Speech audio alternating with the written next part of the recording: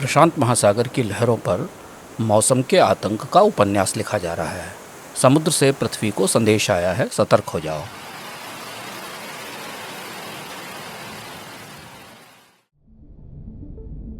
भयानक गर्मी का दौर शुरू हो चुका है। एल नीनो को इतिहास बदलने वाला मौसम कहते हैं। इसी मौसम ने स्पेनी हमलावरों को इंका सभ्यता तक पहुंचने का रास्ता बताया था। किस्सों के सिक्के में यह कहानी हम आपको सुना चुके हैं। बीते साल दिसंबर में समुद्र ने सूचना दी कि पृथ्वी पर गर्मी बढ़ेगी। दुनिया के मौसम विभाग कई महीनों से इस संदेश की पड़ताल कर रहे थे। यह मई का पहला हफ्ता था जब वर्ल्ड मीटियोरोलॉजी संगठन यानी WMO ने दुनिया के लिए चेतावनी जारी कर दी। WMO ने कहा, दुनिया वालों, अब भयानक गर्मी पड़ेगी। समुद्री तापमान में गर्मी का नया रिकॉर्ड बनेगा। UNO ने समर्थन किया। पृथ्वी का तापमान बढ़ने यानी ग्लोबल वार्मिंग का नया दौर शुरू हो रहा है। हाल के वर्षों में दुनिया का तापमान 1.5 डिग्री तक बढ़ने का आकलन किया गया था। अब मौसम वैज्ञानिक कह रहे हैं कि 2027 तक यह रिकॉर्ड टूट जाएगा। यह 1.5 डिग्री की सीमा महत्वपूर्ण क्यों है? इसलिए कि जलवायु परिवर्तन पर 2015 में पेरिस में जो समझौता हुआ था, उसमें तय किया गया था कि तापमान में बढ़ोतरी को हर हालत में 1.5 डिग्री तक रोकने की कोशिश की जाए, क्योंकि इससे ज्यादा तापमान बढ़ने पर ग्लेशियर पिघलने की रफ्तार खतरनाक ढंग से तेज हो जाएगी। समुद्रों का बढ़ता जलस्तर किनारे पर बसे शहरों को निगलने लगेगा। कार्बन उत्सर्जन से बढ़ने वाली गर्मी में ना तो कमी हुई और इधर आ गया एल नीनो। इसलिए अब गर्मी खतरनाक सीमा पार करने वाली है। मौसम सबसे ज्यादा हमें प्रभावित करता है, इतना अधिक कि बदलते मौसम ने दुनिया की कई सभ्यताएं निगल ली। इनमें एक शानदार सभ्यता की त्रासदी सदियों तक चलने वाली नसीहत है। पलटते हैं इतिहास के पन्ने, खनक उठते हैं किस्सों के सिक्के।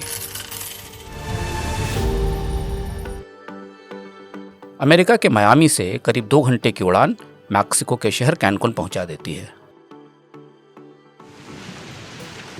कैरेबियाई समुद्र से बात करता हुआ यह शहर दुनिया के सबसे नए शहरों में भी शुमार होता है और सबसे पुरानी बस्तियों में भी। कोई एक शहर एक साथ नया और पुराना कैसे हो सकता है? अगर यह बात सेंट्रल अमेरिका की है तो सब कुछ मुमकिन है, क्योंकि इससे ज्यादा इतिहास किसी और भूगोल के पास नहीं है। मैक्सिको की खाड़ी और मध्य अमेरिका के बीच फैला है युकातान प्रायद्वीप। करीब 1100 किलोमीटर लंबी यह पट्टी बेल्जी से लेकर ग्वाटेमाला तक फैली है। इस प्रायद्वीप के उत्तर पूर्वी किनारे पर है कैनकुन। माया सभ्यता के प्रभाव क्षेत्र का हिस्सा है कैनकुन का तट।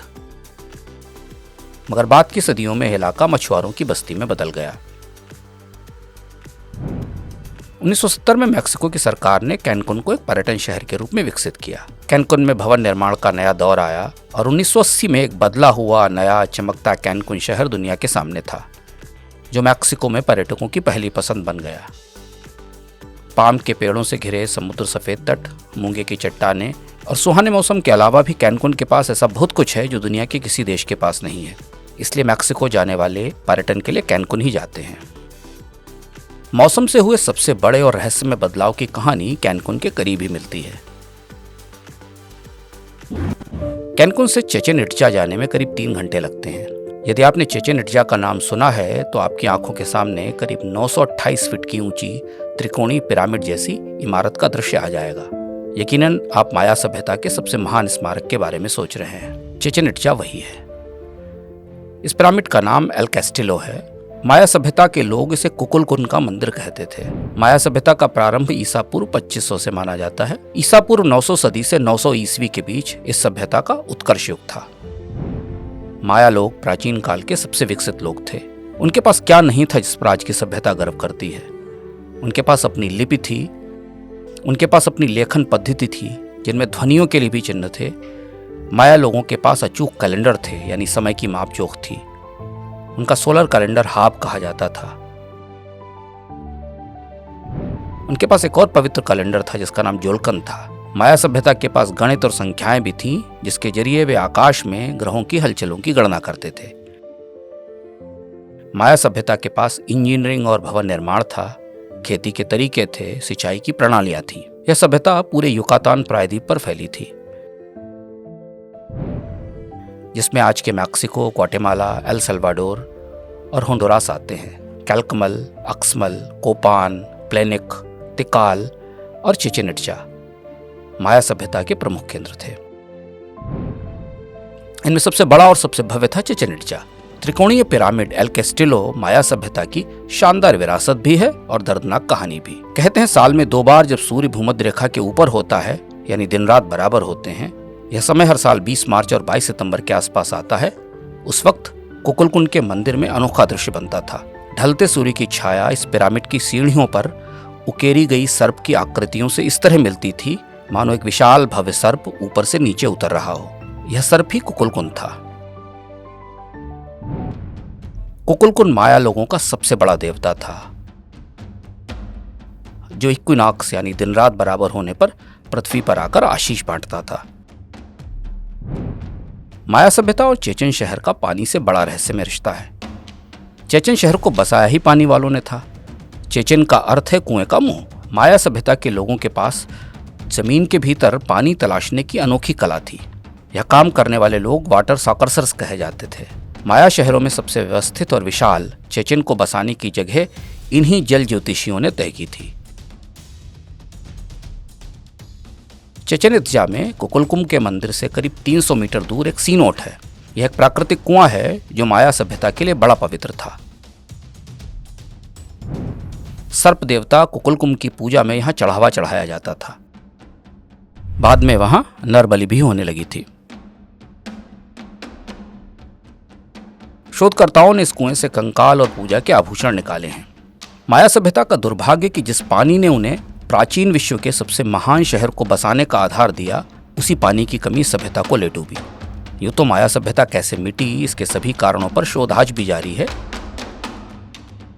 लेकिन वर्षा की कमी और सूखा इसकी सबसे बड़ी वजह मानी जाती है। युकातान प्रायद्वीप के आसपास के इलाकों में माया लोग समृद्ध खेती करते थे, मगर 987 ईस्वी के बाद चिचेन इत्जा में आबादी घटने लगी।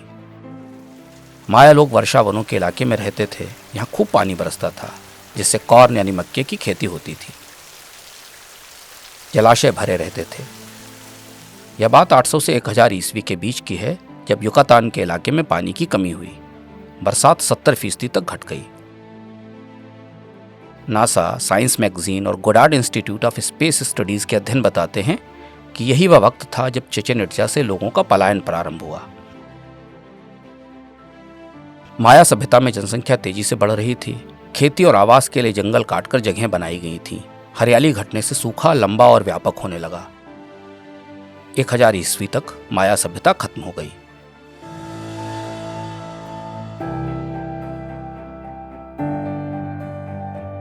सूखे और पानी की कमी ने दुनिया में कुछ और सभ्यताओं को खत्म किया है। उनकी कहानी फिर कभी। फिलहाल तो एल निनो और उससे बढ़ने वाली गर्मी के असर से बेचैनी बढ़ रही है, मगर बेचैनी से होगा क्या? माया सभ्यता के विनाश से किसी ने कोई सबक नहीं लिया। यह था आज का किस्सा। बने रहिए मनी 9 के साथ। समझ है तो सहज है।